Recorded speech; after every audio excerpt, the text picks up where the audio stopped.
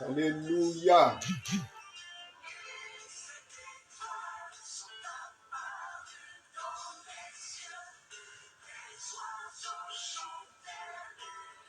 Alléluia. Alléluia. Merci mon fils, vénérable leader Bruno.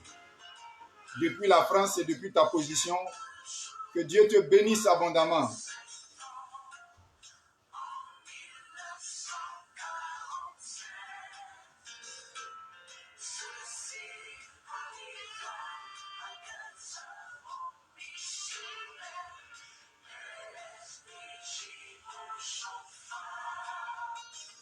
Soyez le bienvenu dans notre programme hebdomadaire.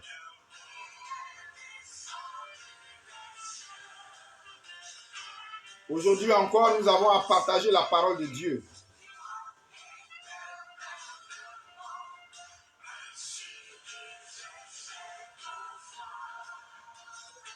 En attendant que les autres se connectent, nous allons déguster ce cantique qui parle du jour de la puissance où l'Église est descendue, a été révélée à SBG Oshofa.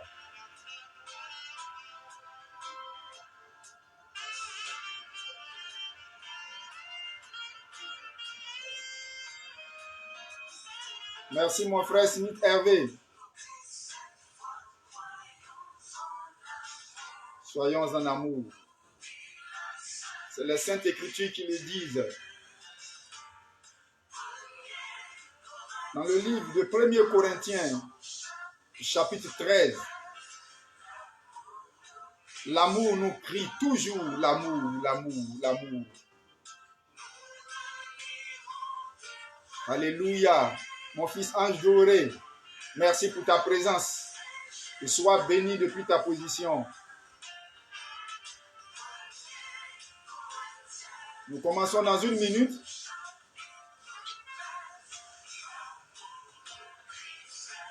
Alléluia, alléluia, alléluia.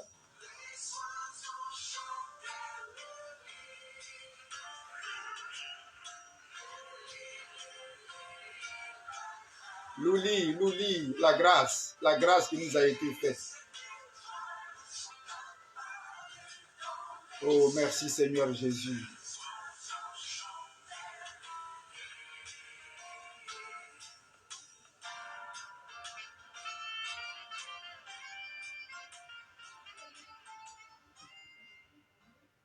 Soyez bénis dans le nom de Jésus-Christ.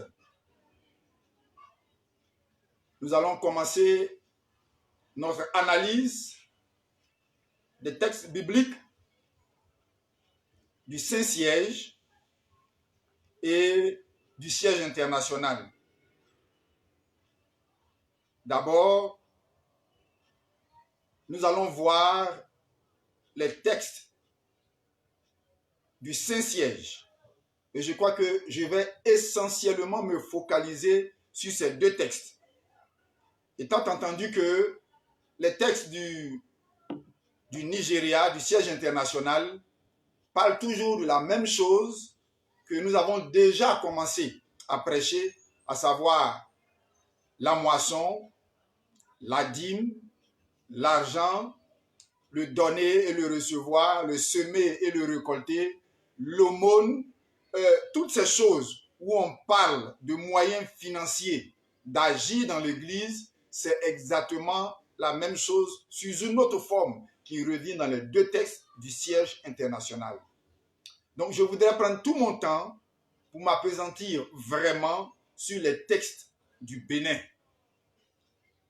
Et justement, les 2 textes de ce jour, le premier est tiré du psaume 72, de 1 à 5. Et le deuxième texte, 2 Timothée 4, de 1 à 5. Le comité liturgique du Bénin nous a déjà donné le titre de ces 2 textes. La préparation d'une relève de qualité pour l'Église passe par l'éducation et la formation.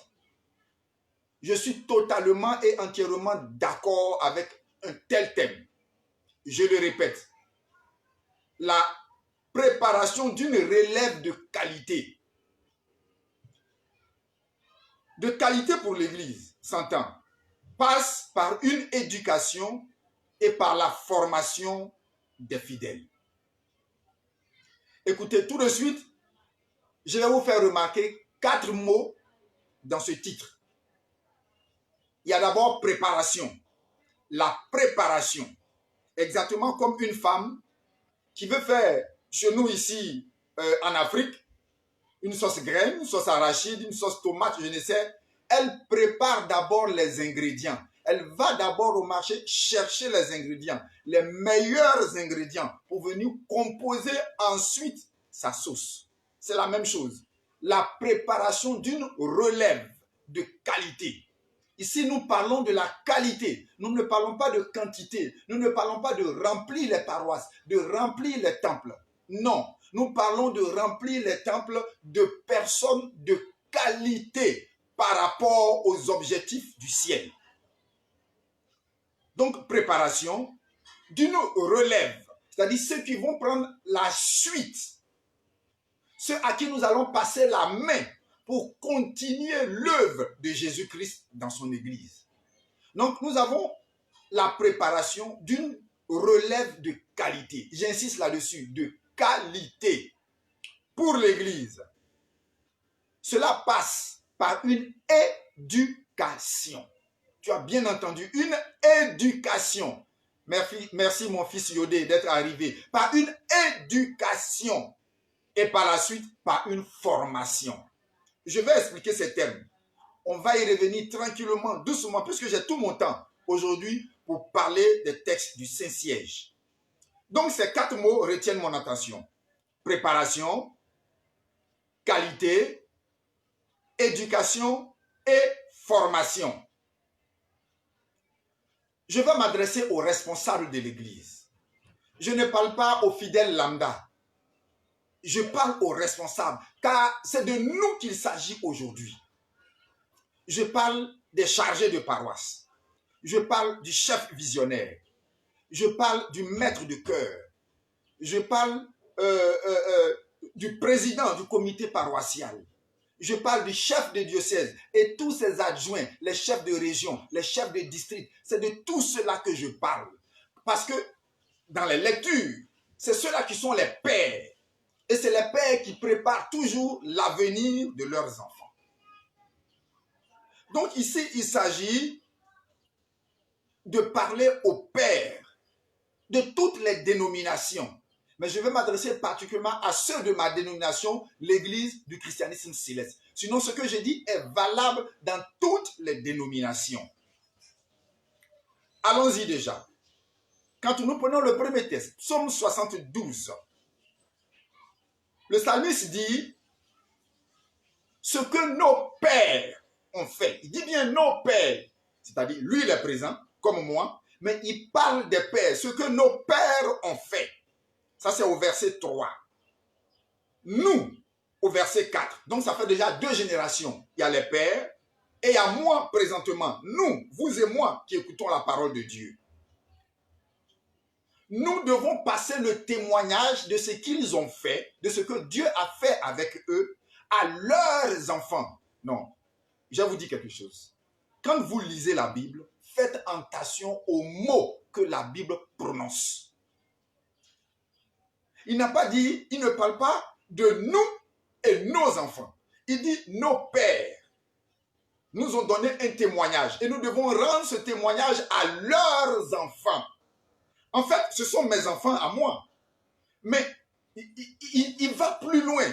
Il dit, puisque mes pères m'ont laissé à moi une charge, je dois aussi passer la charge à moi, mes enfants. Mais la Bible dit que ce ne sont pas mes enfants, c'est toujours les enfants des pères. C'est plus important que mes enfants. Parce que si ce sont mes enfants, je peux les ignorer.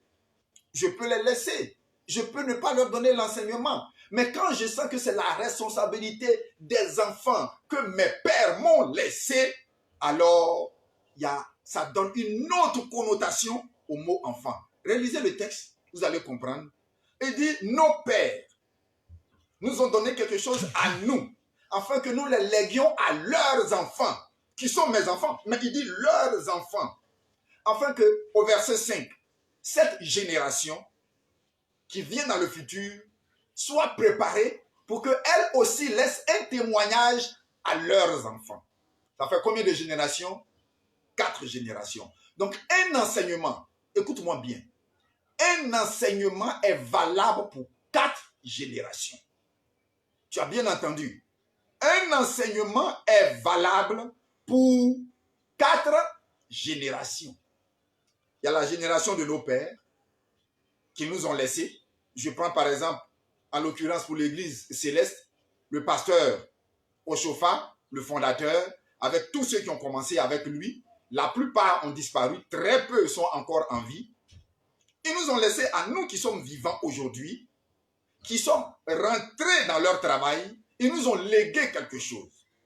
Nous aussi, nous devons léguer la même chose à nos enfants qui à leur tour le légueront à leurs enfants. 4 générations. Au bout de 4 générations, l'enseignement change. Ou bien quelque chose de nouveau s'y ajoute que les pères n'avaient pas vu. Oui, sinon, la Bible, on allait dire que tout a été dit de la Bible, hein? Mais non. Il y a des choses dans la Bible que je n'ai pas encore découvert, que tu n'as pas encore découvert, que mes pères n'ont pas découvert. Des choses qui sont réservées pour nos enfants. Quand le Saint-Esprit m'a enseigné cela, j'étais abasourdi. Oui, il y a des choses dans la Bible qui ne nous ont pas encore, qui nous ont pas encore été révélées. Que nous devons chercher et trouver. Que nos enfants chercheront et trouveront à leur tour, qui va redynamiser leur enseignement et leur connaissance vis-à-vis de Jésus-Christ. J'ai un enseignement que je n'ai même pas encore pu porter sur papier, qui m'a été donné dans mon sommeil. Et quand je me suis levé, on m'a dit, cherche, cela est dans la parole. Plusieurs ont enseigné sur le chrétien. Beaucoup ont enseigné sur l'homme nouveau. Beaucoup ont enseigné sur comment vivre. Le Saint-Esprit m'a dit particulièrement, apprends, cherche, jusqu'à ce que tu aies découvert complètement ce qu'on appelle l'homme céleste. Je dis, ah bon, l'homme céleste est différent de l'homme nouveau. On dit, cherche l'homme céleste. L'homme céleste est dans la Bible. L'homme céleste, oh Seigneur, oh Seigneur. Jésus dit dans Jean 3, écoutez, lisez Jean 3, il dit, je vous ai parlé des choses terrestres et vous ne croyez pas. Alors comment croirez-vous si je vous parle des choses célestes? Car le Fils de l'homme est sur la terre, mais il vit dans le ciel. Est-ce que tu comprends une telle parole? Quand j'ai lu, il vit sur la terre, mais il est dans le ciel. Le Saint-Esprit me dit, il s'agit ici de l'homme céleste. Or, par nature dénominationnelle, nous sommes des célestes. Donc nous devons déjà pouvoir maîtriser ces choses. Est-ce que nous maîtrisons le ciel? Job le dit, celui qui maîtrise le ciel maîtrise la terre. Donc vous voyez, il y a des enseignements typiques qu'on donne à chaque génération. Mais il y a un enseignement de base que nos pères ont, qu'ils nous lèguent, que nous devons léguer à nos enfants qui à leur tour vont le léguer à leurs enfants. Donc 4 générations de personnes qui doivent être impactées par le même enseignement. Je continue. Et dans la Bible, on parle bien d'enseignement. Dans le psaume 78, on parle bien d'enseignement. Qui a dit qu'on ne doit pas enseigner? J'aimerais trouver ce devancier-là. J'aimerais trouver ce pasteur-là. Qui a dit qu'on ne doit pas enseigner? Écoutez, quand vous lisez la Bible, faites attention. Sérieux. Mettez chaque chose à sa place. Et vous comprendrez alors de quoi il s'agit. On doit enseigner. Et je vais vous démontrer qu'on doit enseigner. Les lectures même le disent. Ce que nos pères nous ont légué pour que nous le donnons à nos enfants, qui alors vont le donner à leurs enfants. Donc, il y a enseignement. Il y a bien enseignement. D'accord. Pourquoi l'enseignement? Pourquoi l'enseignement? Nous prenons le verset 5 de la première lecture. Il dit c'est un témoignage. Témoignage veut dire simplement conservation. Si on te parle de témoignage, c'est comme tu vas dans une bibliothèque et puis on te parle d'archives. Dans un ministère, on te parle d'archives. Dans une bibliothèque, il y a des livres qui sont scellés, des livres qui sont secrets. Il y a dans un musée, tout ce que nous voyons sont le témoignage de ce qui est passé. Donc, parler d'enseignement, nous parlons de témoignage, de ce qui a été fait, de ce que Dieu a fait avec nos pères. C'est un témoignage. Donc, l'enseignement va englober le témoignage, le conserver, le garder. Pourquoi? Pour que nous puissions le consulter et voir comment Dieu, par ses principes, a agi avec nos pères. Deuxièmement, pourquoi enseignement? L'enseignement est un impact. Donc, l'enseignement ici, on met le doigt sur la durée dans le temps. L'enseignement doit influencer. Il dit, mes pères me l'ont laissé à moi pour que j'influence mes enfants et que mes enfants, à leur tour, influencent mes arrière-petits-enfants. Donc, le même enseignement doit influencer. Ça doit impacter. Voici pourquoi l'enseignement. Et il continue. C'est le psalmiste qui le dit. Il dit pour relever. Tu entends? Pour relever. Donc, il faut assurer la continuité. L'enseignement vise à assurer la pérennité, la continuité de l'Église, en l'occurrence. Des dogmes de l'Église, en l'occurrence. De la pensée de Dieu dans le cœur de ses enfants. Ça ne doit pas finir, ça doit continuer. Voilà pourquoi l'enseignement. Et quatrièmement, nous devons éduquer. Éduquer quoi? Quand on éduque quelqu'un, qu'est-ce qu'on touche? Son caractère. Éduquer, c'est toucher le caractère de la personne. Son mode de fonctionnement, de pensée et d'action. Voilà pourquoi on parle d'éducation. Donner une autre mentalité. Ensuite, il y a l'éducation. Mais après l'éducation, il y a la formation. Je prends formation dans le sens biblique. Je ne prends pas formation dans le sens, comment je vais dire, séculier, terre à terre. Formation veut dire, je l'ai appris à l'auto-école, c'est donner une instruction à quelqu'un qui vise à faire changer le comportement de la personne. Donc, un enseignement vise à te faire changer de comportement. C'est cela un enseignement. Donc, une éducation, mentalité, formation, changer de comportement. Voici pourquoi on nous demande d'enseigner. Quand tu prends le premier texte, le deuxième texte, je vais dire, c'est Paul qui parle à son fils Timothée. Au verset 2, il dit prêche la parole. C'est clair, sans embâche. Mon fils Timothée, prêche la parole. Prêcher veut dire annoncer, propager, répandre. Prêche la parole. Mais au verset 1, avant de dire prêche la parole, il a dit quelque chose de fondamental. Il dit, je t'en conjure. Prêche la parole. Je t'en conjure. Vous voyez le thème qu'il prend? Il supplie même son fils. Il dit, s'il te plaît, tu peux tout délaisser. Mais la parole, je t'en prie, ne la laisse jamais tomber. Prêche la parole. Annonce la parole. Propage la parole de Dieu. Donc vous voyez que c'est important. C'est fondamental. La formation et l'éducation, c'est fondamental dans l'Église de Dieu. Nous continuons. C'est Paul qui dit, insiste. Je le répète, il dit insiste. Ce qui veut dire répète. Ne te lasse pas de répéter la même chose. Et moi, je suis enseignant de formation, de métier. Je suis instituteur. Or, on dit la répétition est pédagogique. Répète, ne te lasse pas de dire les mêmes choses jusqu'à ce que ça rentre dans le cœur du fidèle et que ça marque son esprit. Répète, insiste. Il ajoute, reprends. Ça veut dire quoi? Reprendre quelqu'un, c'est le redresser. C'est le recadrer. Tu comprends? Recadre, redresse, rectifie. Quand il y a une erreur, rectifie. Ne laisse pas l'erreur prendre. Parce que Paul dit, les mauvaises compagnies finissent par corrompre les bonnes mœurs. Donc quand quelque chose de mauvais s'est installé dans l'église, vite, redresse, reprends, ne laisse pas, reprends.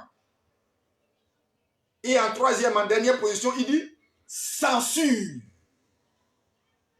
Supprime. Tout simplement, supprime, censure. Quand c'est mauvais, censure. Devant tous, dis que ça, ce n'est pas bon. Je ne veux plus de ça dans mon église, dans notre milieu, dans notre dénomination. Enlevez cela. Censure. Retirer. Supprimer. Et enfin, il termine par exhorte. Quand tu as fini de censurer, tu as envie de redresser, tu as fini de... À la fin, exhorte. L'exhortation veut dire simplement encourage. Donne-leur le modèle de vie. Comment ils doivent marcher dans la vie. Vous voyez bien que les deux textes d'aujourd'hui parlent d'enseignement. Je le répète. Qui a dit qu'on ne doit pas enseigner? Quel est ce dévancier-là qui peut enseigner pour dire qu'on ne doit pas enseigner? Je l'ai vu. Nous l'avons appris. Nous l'avons entendu. Que c'est l'Esprit Saint qui enseigne. Oui, c'est l'Esprit qui enseigne. Mais fais attention. Quand vous lisez, faites attention. C'est l'Esprit qui enseigne. Je suis d'accord. Mais l'Esprit enseigne qui? L'Esprit n'enseigne pas tout le monde. L'Esprit enseigne le leader. L'Esprit enseigne le responsable. L'Esprit enseigne celui qui a la tête. Afin qu'à son tour, il aille enseigner les autres. Donc l'Esprit enseigne. Mais qui? C'est écrit dans la Bible, je n'invente pas. Dieu parla à Moïse et dit, parle aux enfants d'Israël. Pourquoi Dieu ne vient pas parler aux enfants d'Israël? Il a essayé une fois, il a vu. Sur la montagne, il a dit, rassemble tout le peuple et je vais leur parler. Dieu a parlé, ils ont commencé à se boucher les oreilles, ils ont commencé à fuir, à courir. Ils ont dit à Moïse que Dieu ne nous parle plus. Toi, que Dieu te parle et puis toi, tu vas venir nous parler. C'est clair, non? C'est clair. Dieu enseigne le leader, celui qui a la tête. Et celui qui a la tête, à son tour, vient enseigner le peuple. Donc le Saint-Esprit enseigne. Mais qui? Celui qui a la tête. Si le Saint-Esprit est le seul enseignant, pourquoi suis-je en train de faire cette vidéo avec vous? Pourquoi nous écoutons les prédicateurs chaque dimanche à l'église sur un pupitre? Pourquoi? On n'a pas le droit d'enseigner. Le Saint-Esprit viendra leur enseigner et puis nous tous, nous venons seulement pour prier. Nous allons connaître comment ça se fait. On n'a plus besoin d'enseigner quelqu'un. Non. Le Saint-Esprit enseigne quelqu'un et il lui donne un peuple.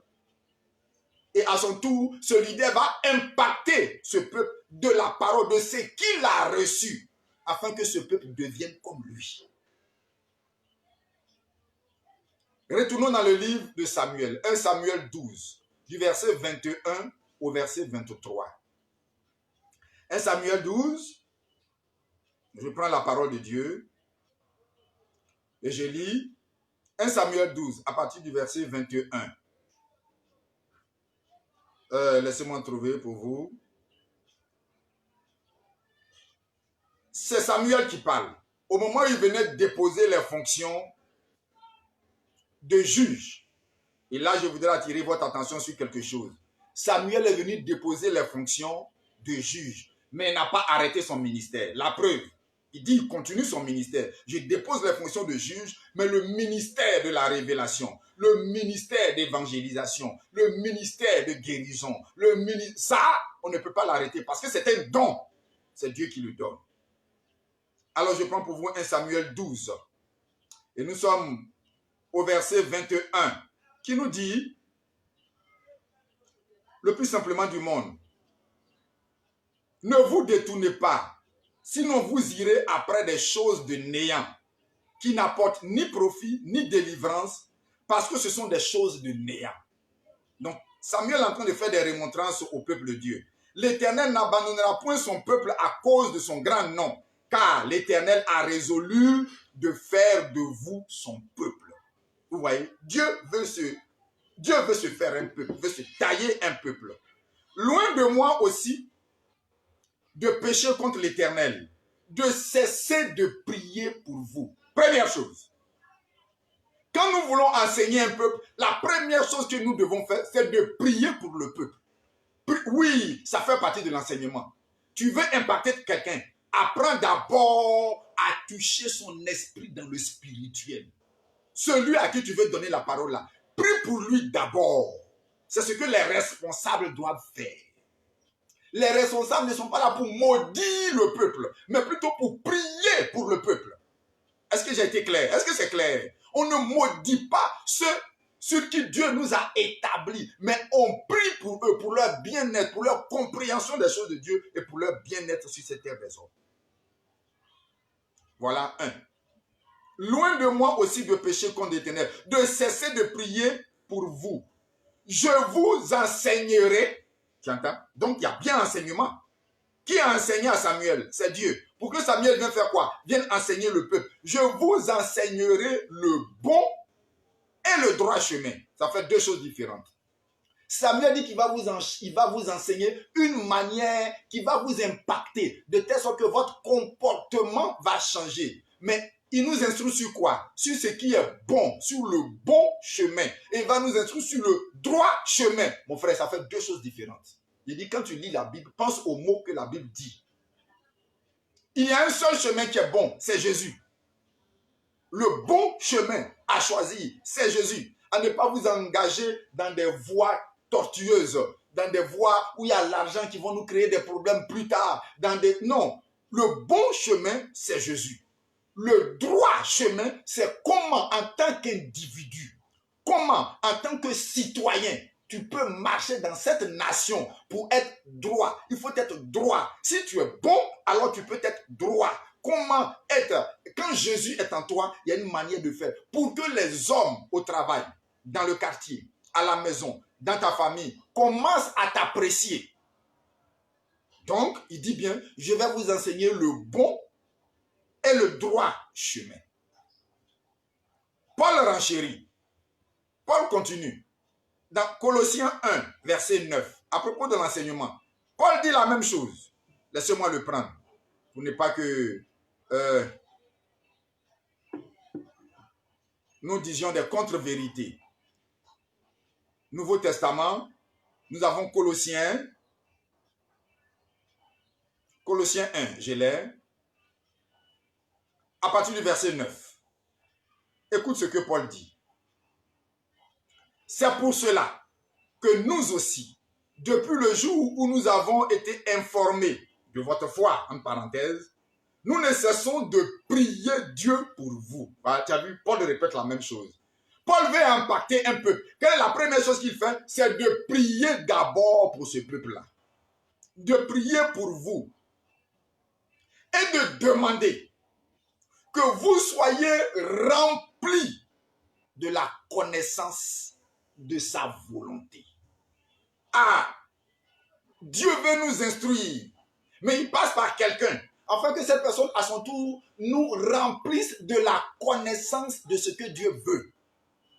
La connaissance de la volonté de Dieu. Il n'a pas dit, je vais vous donner 1 centimètre, ni 10 centimètres, ni 1 mètre. Il dit, je veux que vous soyez comme les sourds-muets font, remplis à ras-bord. Quelqu'un qui est rempli, un verre qui est rempli, quand tu le consommes, tu peux désaltérer la soif de la personne. Si tu es rempli à moitié, il va redemander encore de l'eau. Et peut-être il va trouver, non pas de l'eau, laissez-moi, sans publicité aucune, en bouteille importée, il va trouver de l'eau de pompe, ou bien il va trouver de l'eau de puits. Non, ça fait des mélanges et ça va provoquer des coliques. Buvons la même eau. Nous devons boire la même eau. Remplis le verre pour désaltérer les enfants de Dieu. C'est simple comme image. Donc Paul dit, je prie afin que vous soyez remplis de la connaissance de Dieu. Pourquoi? Maintenant il va te dire pourquoi. Pourquoi nous devons être remplis de la connaissance de Dieu? Au verset 10, pour marcher d'une manière digne du Seigneur. Dans l'église et hors de l'église, pour marcher d'une manière digne du Seigneur. Tu as bien compris. C'est important. Si tu ne connais pas le Dieu que tu adores, comment tu peux le prier correctement? Et comment tu peux marcher devant les païens? Non, pour marcher d'une manière digne. Ça, c'est ce que Paul nous dit. Et je le répète, c'est très important. Marcher d'une manière digne. Et il ajoute, pour lui être entièrement agréable. Est-ce que tu te rappelles? Or là, sans la foi, il est impossible de lui être agréable. Donc quand il dit, il veut que tu sois entièrement agréable, ça veut dire que Paul, en te donnant la parole de Dieu, en t'instruisant, en te remplissant, qu'est-ce qui augmente au fur et à mesure en toi? La foi.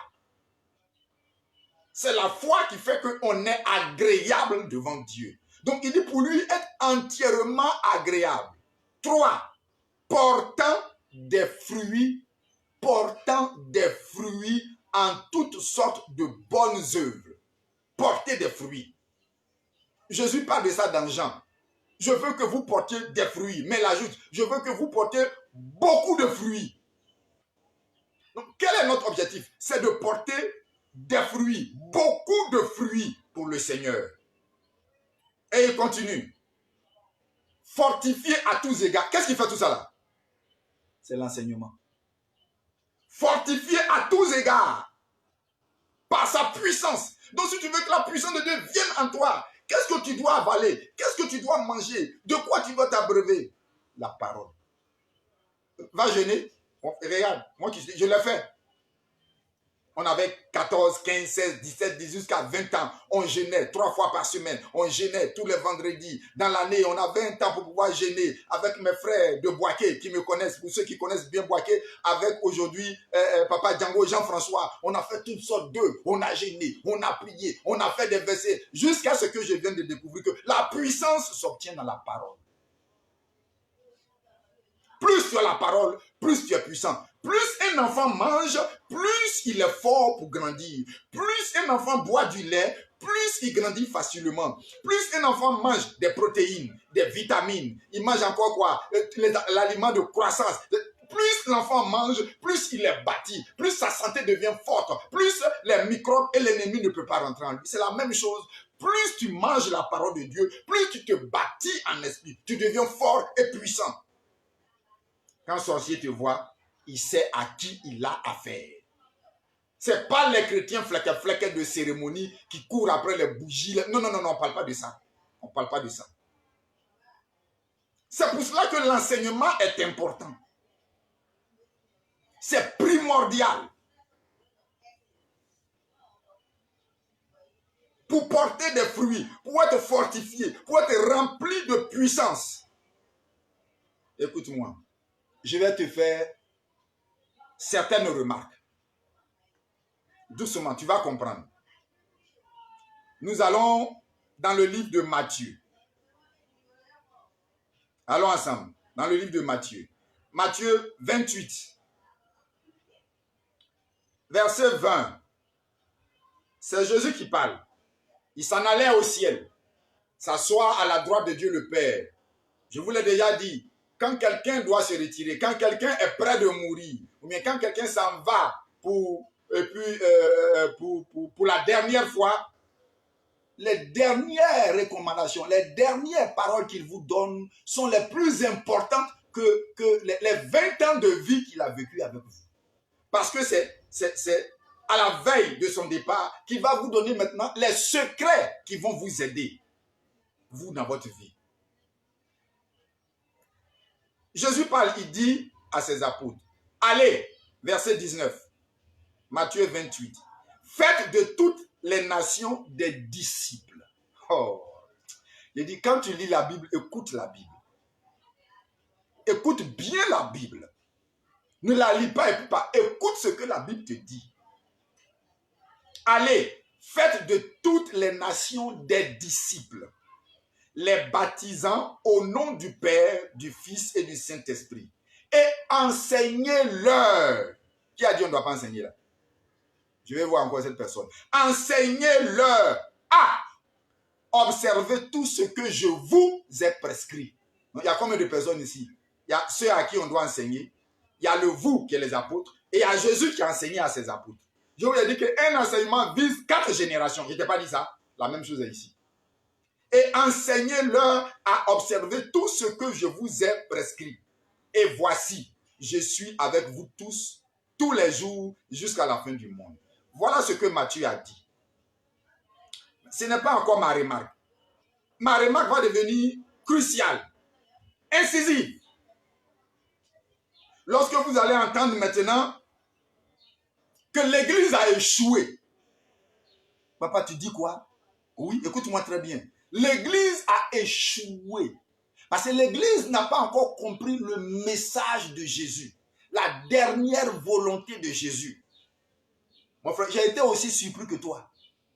L'Église, dans sa manière d'être actuelle, je parle de toutes les dénominations, y compris le christianisme céleste, a échoué. Tu veux savoir pourquoi? Allons-y, tu vas comprendre. Actes chapitre 2. Oh Seigneur, aide-moi. Aide-moi à leur faire comprendre cela. Actes chapitre 2. Allez avec moi. Actes chapitre 2, oui, à partir du verset 41. Prenez avec moi pour lire. Vous ne pas croire que je raconte des histoires. Acte 2, verset 41. Oh Seigneur. Oh Seigneur, aide-nous. Il dit, ceux qui acceptèrent sa parole furent baptisés. Ce n'est pas ce que le Seigneur a dit. Il dit de baptiser, non. Ceux qui acceptaient la parole de Pierre furent baptisés. Et en ce jour-là, le nombre des disciples s'augmentait d'environ 3000. Ils persévéraient dans l'enseignement des apôtres. Tu as vu? Ils persévéraient dans l'enseignement des apôtres, dans la communion fraternelle, dans la fraction du pain et dans la prière. La crainte s'empara de chacun. Il se faisait beaucoup de prodiges et de miracles par la main des apôtres. Tous ceux qui croyaient, tu entends ce mot?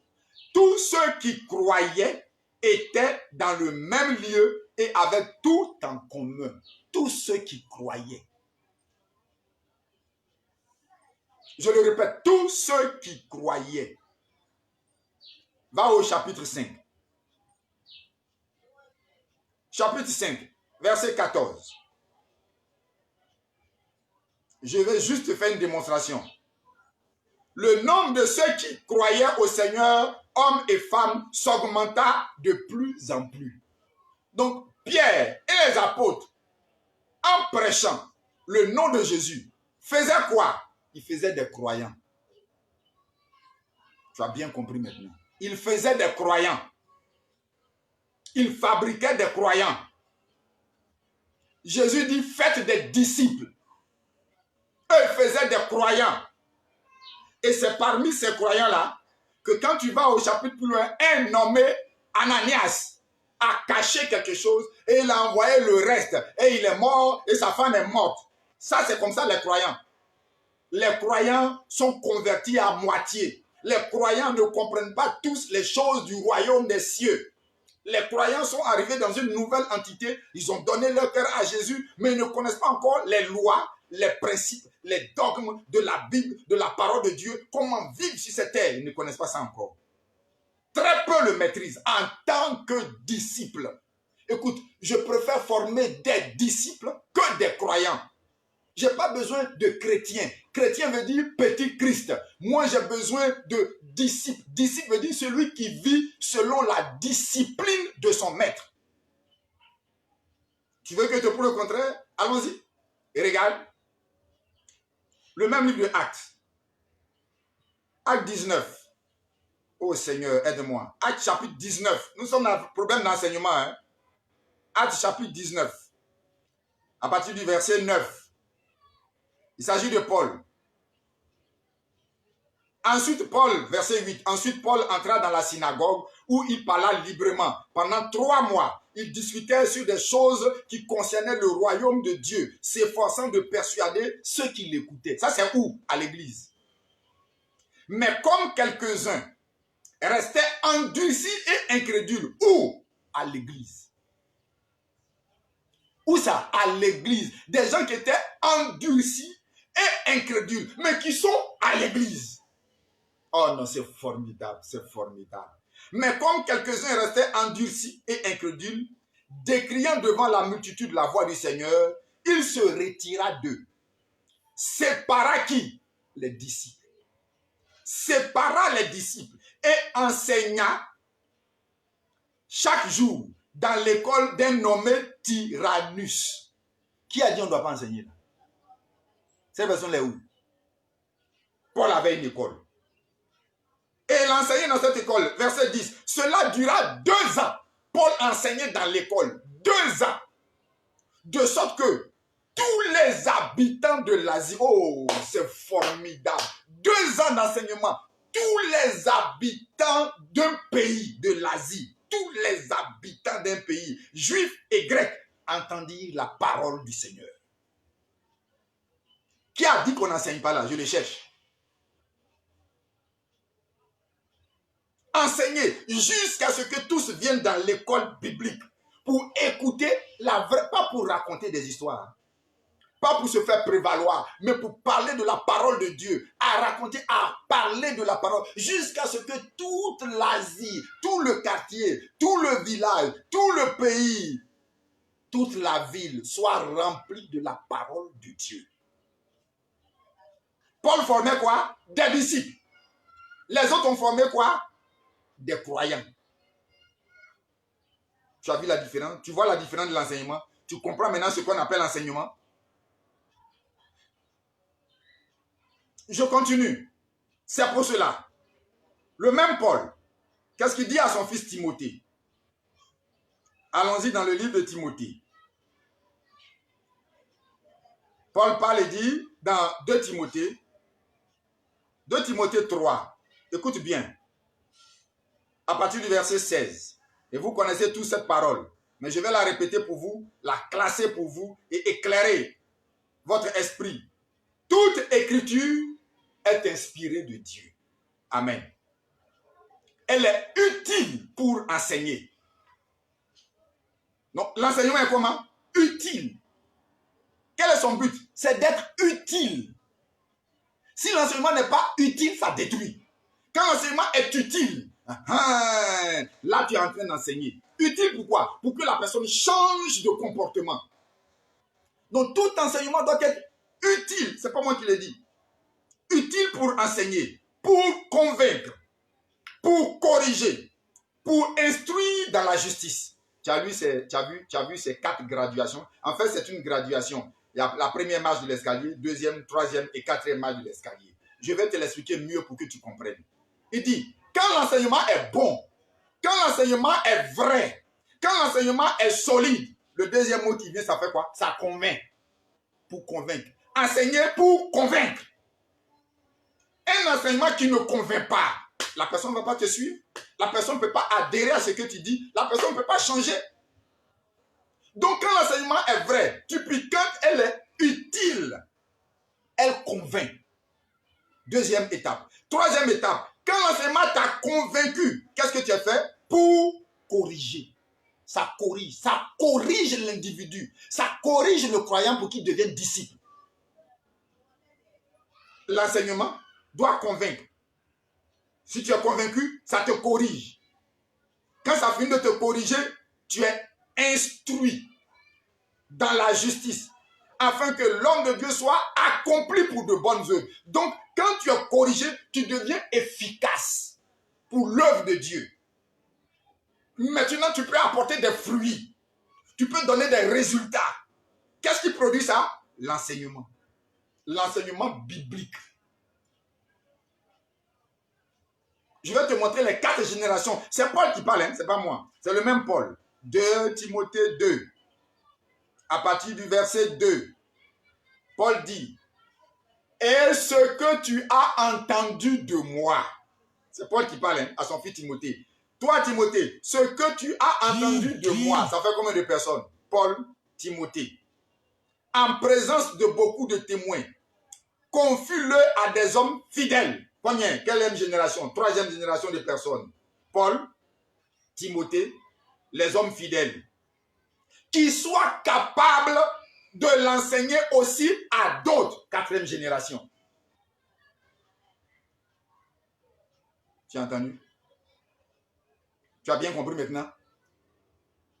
On doit enseigner, on doit avoir des cours bibliques, on doit avoir des écoles, on doit avoir des instituts. Je suis heureux d'apprendre qu'au Nigeria, là où je m'en vais personnellement, et je crois que c'est la même chose dans les autres pastorales, chaque 6 mois, il y a des séminaires pour les chargés de paroisse. Il y a des visionnaires qui se rassemblent.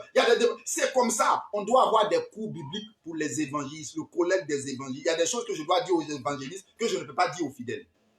Il y a des choses que je dois enseigner aux femmes, aux mamans.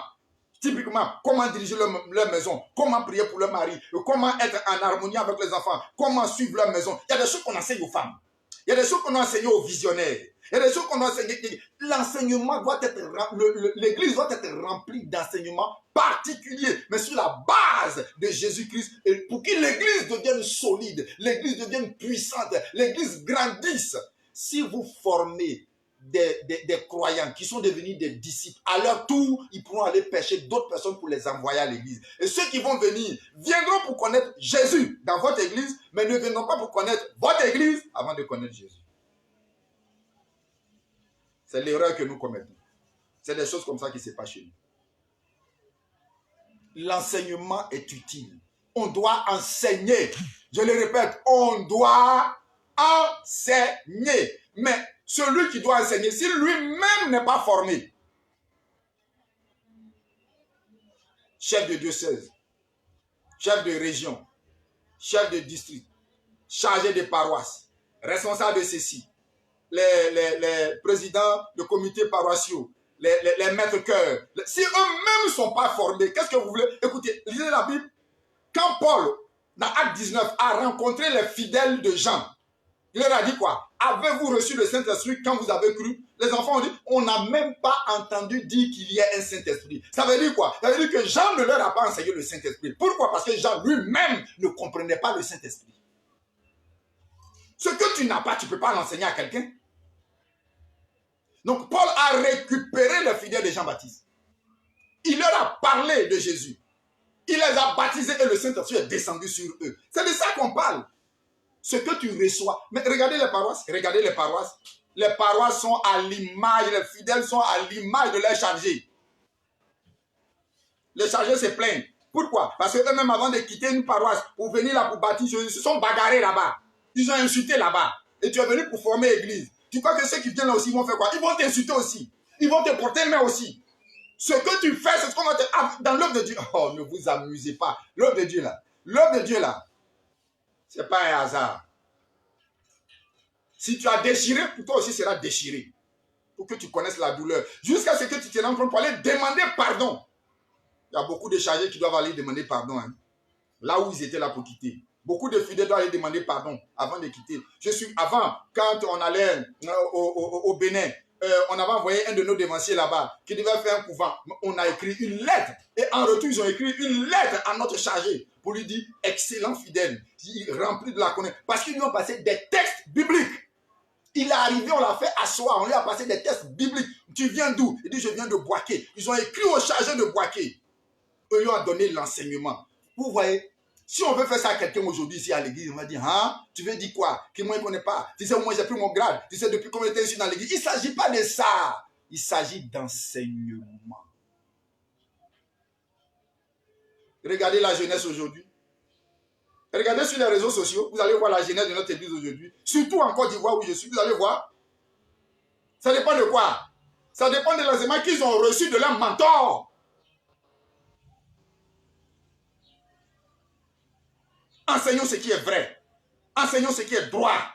Enseignons Jésus. Enseignons les dogmes de l'église. Et nous allons avancer. Et nous allons former des gens, des personnes, des chrétiens, des disciples pour Jésus-Christ. Pour rentrer dans le monde. Pour prendre, arracher de la bouche des loups tous les fidèles et les enfants de Dieu pour les envoyer à l'église, pour les envoyer à Jésus-Christ. Que la paix de Dieu soit avec vous. Voilà ce sur quoi je voulais rebondir ce jour. Je voudrais plutôt m'appesantir sur l'enseignement. Parce que c'est très, moi ça me tient à cœur. Je suis issu, je suis visionnaire, Oli, coup carré. Mais le Seigneur m'a dit que je vais te donner l'enseignement. Donc vous voyez, la révélation est pour moi devenue en second plan. Jusqu'à ce que je me sois investi. Beaucoup ne me connaissent pas. Beaucoup ne savent pas que si je porte un coup carré pour me mettre ici, tout de suite, on va dire, mais, oui, j'ai fait Oli, j'ai fait assistant Oli leader, jusqu'à ce que j'arrive aujourd'hui au grade d'évangéliste. Beaucoup ne savent pas. Ceux qui sont arrivés il y a moins de 10 ans, 15 ans, 20 ans, ils ne savent pas. Enfin, on n'est pas venu pour parler de nous. Je ferme rapidement cette parenthèse. Mon propos ce jour, c'est de dire, attachez-vous à l'enseignement. Prenez votre Bible, lisez-la. Faites des recherches. Comparez avec d'autres versions. Allez écouter d'autres enseignements, même dans d'autres dénominations. Rapportez-les à votre église. Prenez ce qui est bon, ce qui va vous faire avancer. Je suis heureux qu'un de mes frères, aujourd'hui, Adjoumani Célestin, le supérieur Adjoumani Célestin, ait créé une école, un institut biblique. Il y en a qui veulent décrier ça. Il y en a qui disent que c'est bien. Il a pris des millions qu'il pouvait faire pour lui, pour construire sa propre maison, pour le faire pour Dieu. Mon frère Adjoumani, soit béni au nom de Jésus-Christ. Et nous devons fréquenter pour apprendre la véritable parole de Dieu. Pour venir l'investir à l'église, à ceux que Dieu nous a confiés. Que la paix de Dieu soit avec nous. Pour les textes du siège international, je vous demanderai de vous reporter simplement à l'analyse de la semaine dernière. C'est pratiquement la même chose. On nous demande ici d'investir au ciel. Vous voyez, quelqu'un qui a été instruit, comme je viens de vous le dire, dans la parole de Dieu, il connaît où est le royaume. Parce que dans la lecture de Luc aujourd'hui, on nous dit « Cherchez premièrement le royaume des cieux ». Quand quelqu'un a été instruit en Christ, il connaît où est le royaume. Il investit dans le royaume. Il investit au ciel. La parole dit « Là où est ton trésor, là-bas aussi se trouve ton cœur ». Si tu trouves que le ciel est ton trésor, c'est là-bas que tu vas investir. Si c'est ici-bas, les maisons, les voitures, si c'est ici qui est ton trésor, ton cœur aussi sera dans les choses d'ici. C'est de ça qu'il s'agit. Investissons au ciel. Parce que maintenant nous sommes venus de véritables disciples qui cherchons l'accroissement du royaume de Dieu, sa propagation, son agrandissement, afin que la maison de Dieu soit remplie d'enfants de qualité pour la gloire de Dieu notre Père. J'aimerais juste terminer par Éphésiens 4, du verset 11 jusqu'au verset 12-13. Éphésiens chapitre 4. Très important. Je le répète, Éphésiens chapitre 4. Allons-y. Dans Éphésiens chapitre 4, il est dit, à partir du verset 11, Dieu nous a donné, ils ont mis il, bon je dis Dieu, et il nous a donné, il a donné les uns comme apôtres, comme prophètes, comme évangélistes, comme pasteurs et docteurs. Donc Dieu fait des dons à l'église. Dieu a donné à l'église des apôtres, des évangélistes, des prophètes, des pasteurs, des docteurs. Donc Dieu les a instruits. Et il dit à surtout, vous, allez instruire les enfants. Pourquoi? Pour le perfectionnement des saints, pour les rendre meilleurs. Pour rendre les saints meilleurs. Pourquoi? En vue de l'œuvre du ministère et de l'édification du corps du Christ. On doit édifier, on doit grandir le corps de Christ. Donc, quand on forme des gens, c'est pour que ceux-là, à leur tour, aillent chercher des fidèles pour faire grandir l'œuvre et le ministère. Et il ajoute, jusqu'à ce que nous soyons tous parvenus à l'unité de la foi, à la foi unique, à la connaissance du Fils de Dieu, à l'état d'homme fait, à la stature parfaite de Christ. Voilà, il faut étudier ces quatre-là. Il faut étudier les quatre-là, tu vas voir. Il veut que nous ayons une foi unique, une pensée unique, une parole unique, une manière de marcher unique. je suis étonné. Écoutez-moi bien.